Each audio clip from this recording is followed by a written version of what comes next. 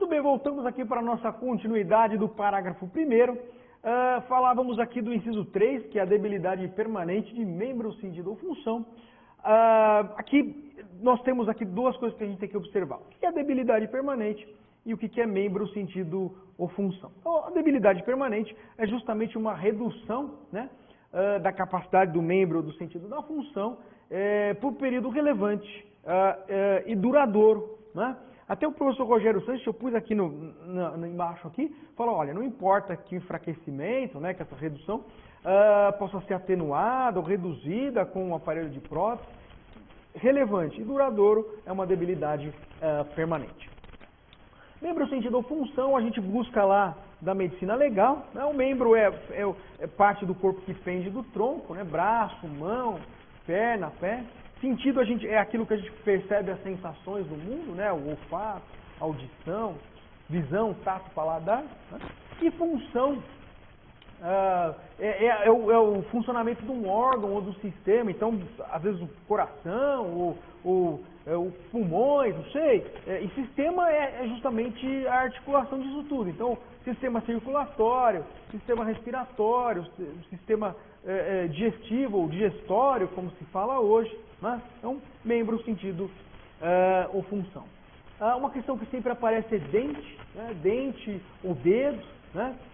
Nesse caso é a perícia quem vai dizer se a lesão é capaz de diminuir a função e o tamanho da lesão. Geralmente vai se falar da mastigação, né?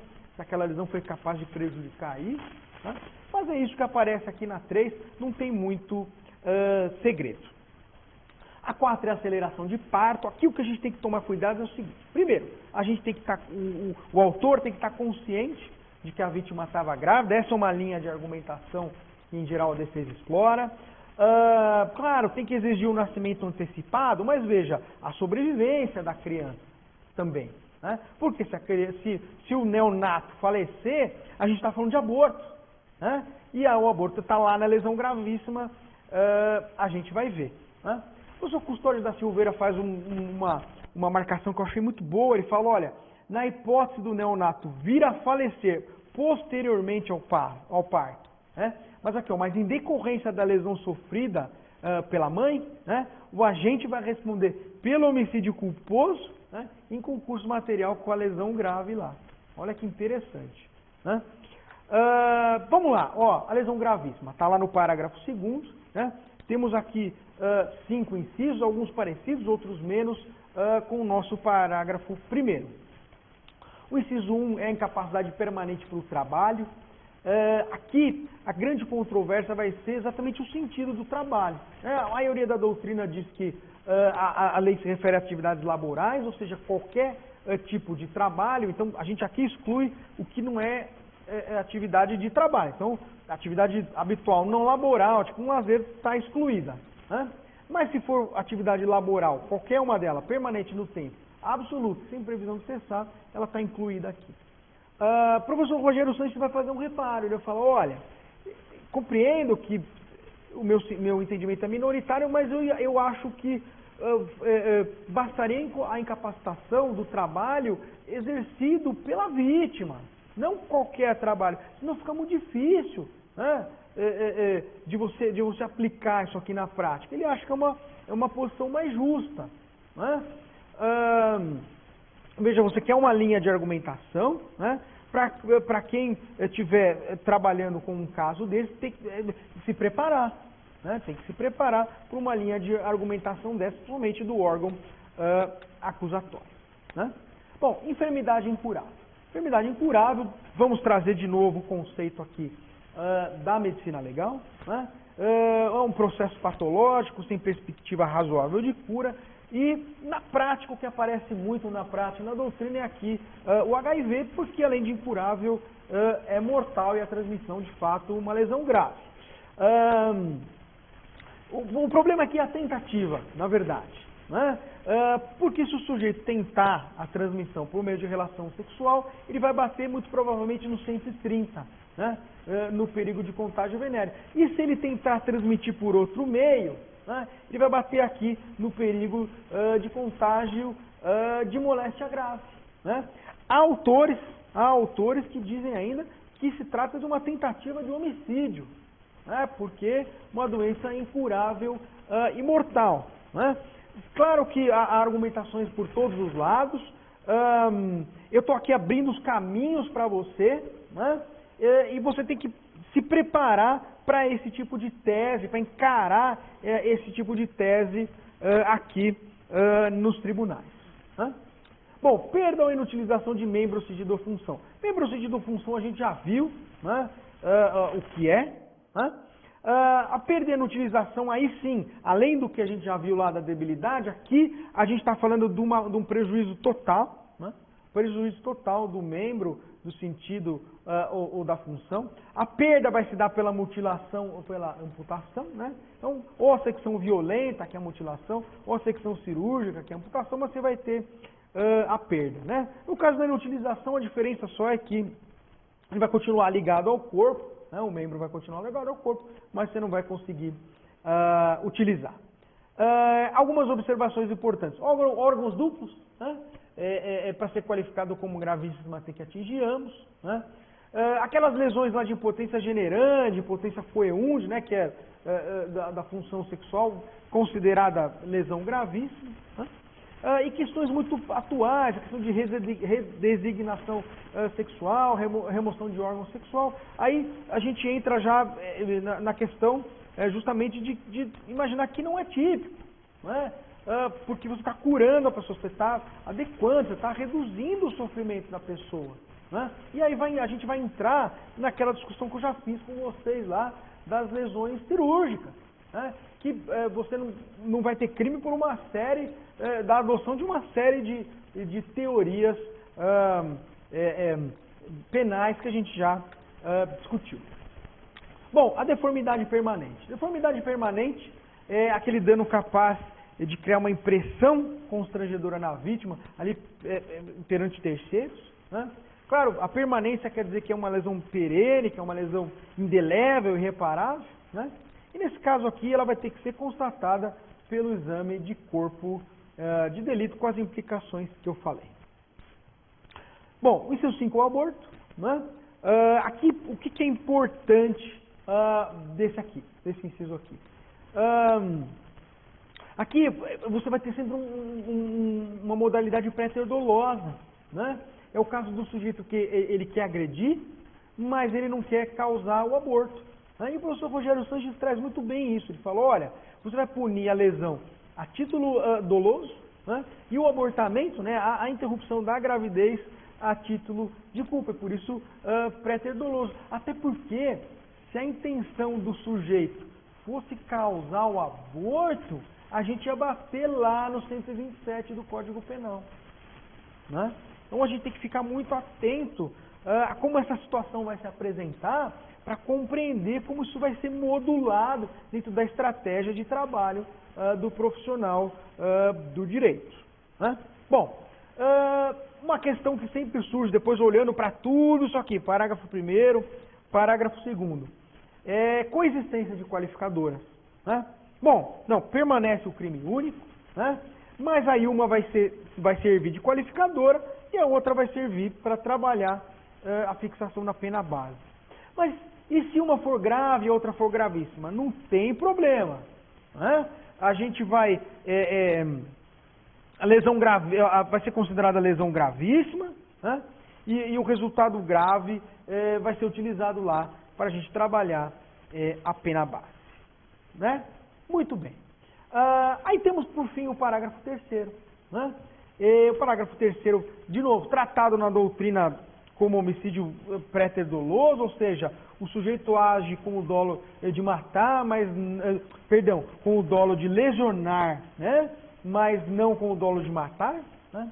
Isso quer dizer que a hora que você for desmontar o tipo, fazer uma análise minuciosa, você vai encontrar uma conduta dolosa de lesionar, um resultado, né, culposo mais grave na outra ponta, né, e aí um nexo entre esses dois fatos.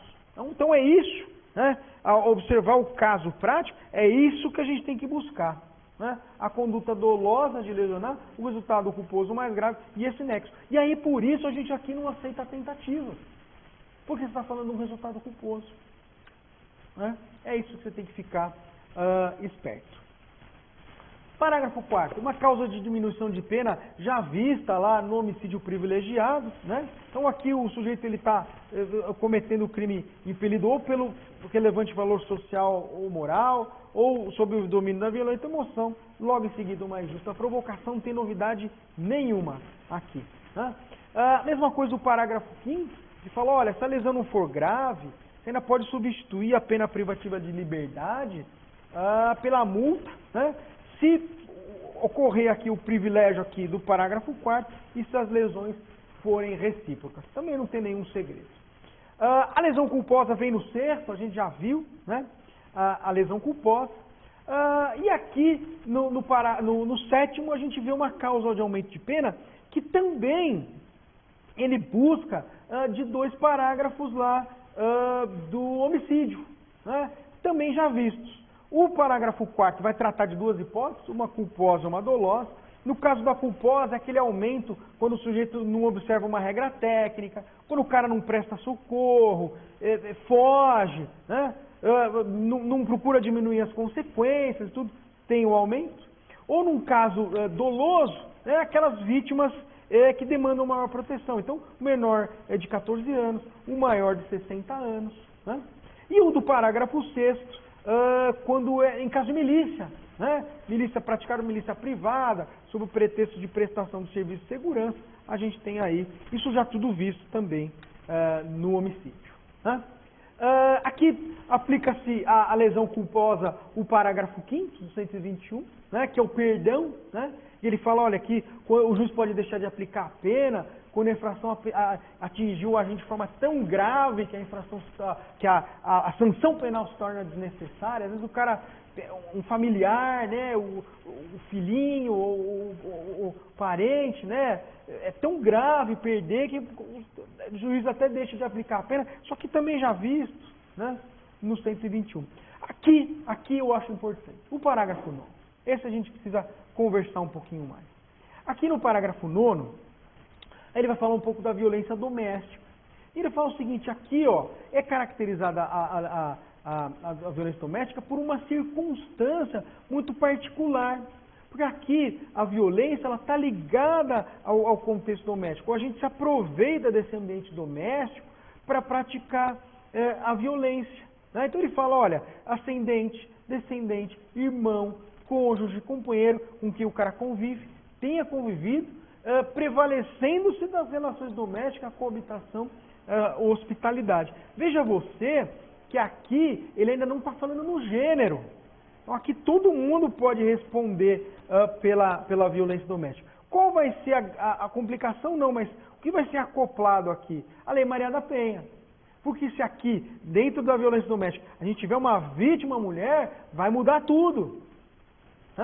Você vai começar a trabalhar com a Lei Maria da Penha. Ela vai ter algumas implicações. Por exemplo, se a gente está falando de lesão leve lá, normalmente você está falando em lesão condicionada à representação. Se a vítima for mulher, é lesão incondicionada, a ação incondicionada. Né? Então, você tem que ficar esperto aqui. Violência doméstica, dá para você ter vítima e autor homem? Dá. Né? Vai estar submetido a esse regime aqui. Mas e se for a vítima mulher e com as implicações da violência doméstica? Aí a gente vai estar falando, inclusive, de Lei Maria da Penha. Então, toma esse cuidado para você manejar isso daqui adequadamente. Eu até coloquei um exemplo aqui, ó, 2 irmãos homens, incide o artigo. 2 irmãos, um homem e uma mulher, incide o artigo também, mais a Lei Maria da Penha. Muito bem. Aqui temos aqui algumas causas de aumento de pena especiais. Uma delas aqui pela questão da violência doméstica, né? No caso do parágrafo 1º e 3º. Né? Temos aqui uma causa de aumento de pena para deficiência, né? Também no âmbito da violência doméstica, e inclusive o que eu acho importante daqui, você perceber que essas causas podem concorrer. Tá? Isso aqui é fundamental nesses 2 artigos. O parágrafo 12, tranquilo, Parágrafo 12 é o seguinte, aqui o parágrafo 12 você tem que lembrar um pouco da questão das milícias, lá pelo seguinte, ele fala, olha, se a lesão for praticada contra a autoridade, agente descrito aqui no 144, que é segurança pública, integrante do sistema prisional, né, policial penal, Força Nacional de Segurança Pública, e aí, olha, no exercício da função ou em decorrência dela, contra o cônjuge, contra o companheiro, parente, até terceiro grau, em razão dessa condição, uma causa de aumento. Ou seja, aqui o sujeito está atacando as forças de segurança. É óbvio, é um parágrafo que veio trazer proteção para as forças de segurança em função de atentados, em geral, praticados por organizações criminosas e facções criminosas. Não é? Então, é um artigo mais recente, mas muito importante. E por último, temos aqui o parágrafo 13, que é recentíssimo, que ele vai falar um pouco, vai fazer remissão aqui ao feminicídio, que a gente já viu lá no artigo 121. Aí ele fala, olha, se a lesão for praticada contra a mulher por razões da condição do sexo feminino, aí nos termos lá no parágrafo 2º A, a gente vai ter uma reclusão de 1 a 4 anos. E se a gente for olhar lá o 121, pelo qual você já provavelmente passou, ele vai falar, olha, essa condição de sexo feminino, ela é observada quando o crime envolve violência doméstica e familiar, e o menosprezo ou discriminação à condição da mulher. Então, perceba que você vai combinar, você vai combinar o 9º com a lei da violência, com a lei Maria da Penha, com aqui o 3, que se combina com o 2A, você precisa perceber aqui que há um fio da meada que está desencadeando essa violência. Então, é o ambiente familiar, é a vítima mulher, mas também a motivação do crime e a assinatura do crime é o menosprezo e a discriminação da própria condição da mulher, e tudo isso imbricado, trazendo aqui para essa pena de reclusão de 1 a 4 anos e toda a repercussão processual que aquilo tem, que a gente você já conhece, da Lei Maria da Penha. Certo? Na prática aqui, já falei para você, o que você tem que ficar atento é quando as ações precisam de representação, ficar atento que toda a caracterização desses crimes é intimamente ligada à perícia, ao exame de corpo de delito, é intimamente ligado a, em geral, 2 laudos, um inicial e um complementar, e isso tudo tem que ser manejado em um conjunto harmônico, embora haja possibilidade de prova testemunhal, de provas complementares, mas tudo isso tem que fazer um todo harmônico, que vai embasar a tese jurídica que cada uma das partes, seja acusatória, seja a defesa, vai adotar. Esse conhecimento prático de como é feito o exame de corpo de delito, como ele é trazido para os autos na forma do laudo, como isso é aproveitado, isso tem que estar introjetado um pouco em você, para que você possa ter tranquilidade de manejar essas informações e fazer o estudo jurídico que vai dar suporte para a sua tese. Joia? Mas é isso, lesão corporal é isso, ele usa conceitos de várias partes, mas a gente consegue entregar alguma coisa coerente olhando esse fio da meada, olhando esse todo aqui na nossa prática. Tá bom? Então ficamos aqui com a lesão corporal e daqui a pouco a gente volta com mais um módulo aí.